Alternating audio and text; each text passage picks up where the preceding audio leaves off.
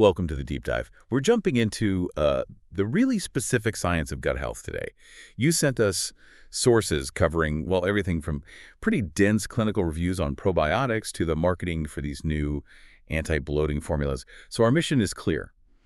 Let's figure out what specific benefits these individual probiotic strains actually provide and how they might play a role in things like weight management, maybe even mental health. Yeah, absolutely. And I think we need to start by saying the old view, probiotics are just for occasional tummy trouble. That's really outdated now. Right. It's a crucial point because technically the definition is live microorganisms that, when given in adequate amounts, confer a health benefit. And that benefit goes way beyond just digestion. Okay, so here's where it gets really interesting for me. The gut-brain axis. We Right. hear that a lot. We know, like, most of the immune system is in the gut, so these microbes are influencing our physical defenses, sure. But how are they talking to our brain chemistry? Well, one way is through immune modulation, so less systemic inflammation. But the direct mental health connection is pretty stunning. We're seeing specific strains like a mix of Lactobacillus helveticus and Bifidobacterium longum actually showing they can reduce symptoms of anxiety and depression in some studies. Wow. Yeah, it suggests they genuinely impact neurotransmitter pathways. That's powerful. But the sources really hammered home one thing. You can't just lump all probiotics together, right? No, absolutely not.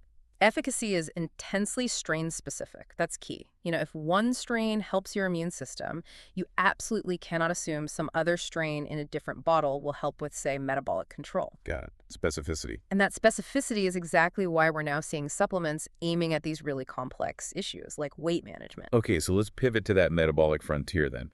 We're seeing products talking about GLP-1, that satiety hormone. Hold on, are we saying bacteria in a pill can actually signal our gut to release this critical hormone? How's that different from, like, a synthetic drug? That is the distinction. Synthetic drugs often, well, they override the natural system. These specific strains, like Bifidobacterium lactis B420, they seem to work with the body. B420 helps strengthen the gut barrier and activates your own L cells, so it helps regulate your natural GLP-1 secretion.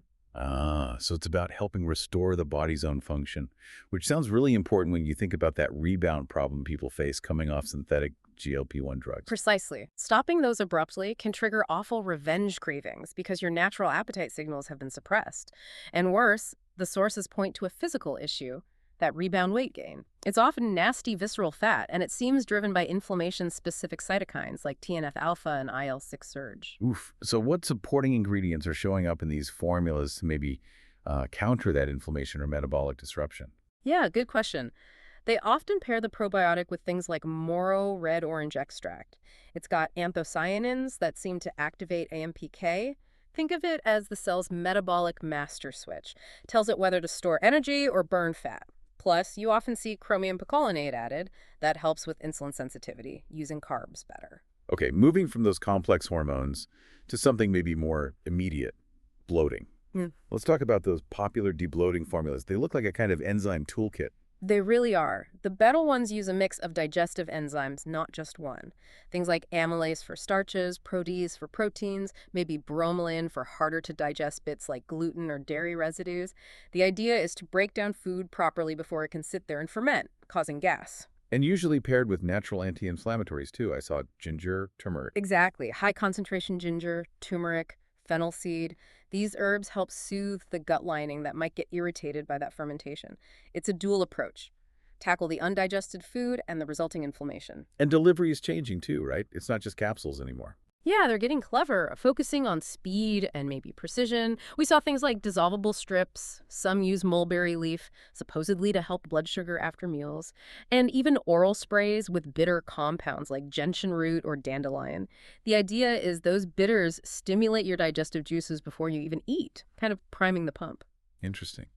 Okay, let's wrap up with safety and standards. Generally safe, it seems, but maybe caution for immunocompromised people. Yes, definitely caution there. But the bigger challenge, honestly, is regulation.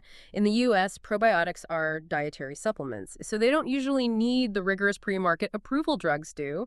Many are made in good GMP-certified facilities, sure, but standardization, That's still an issue. What's on the label might not perfectly match the live, viable strains inside. So what this deep dive really confirms is gut supplements have evolved way beyond general fixes. We're talking targeted, strain-specific therapies now for everything from mental well-being to serious metabolic stuff.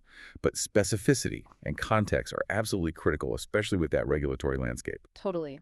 And looking ahead, if the right live instruction set a specific probiotic strain can genuinely naturally signal your body to make hormones like GLP-1 or neurotransmitters like serotonin, well, how profoundly could that change medicine? Maybe we could start bypassing synthetic drugs just by managing the gut microbiome correctly. That's definitely something to chew on.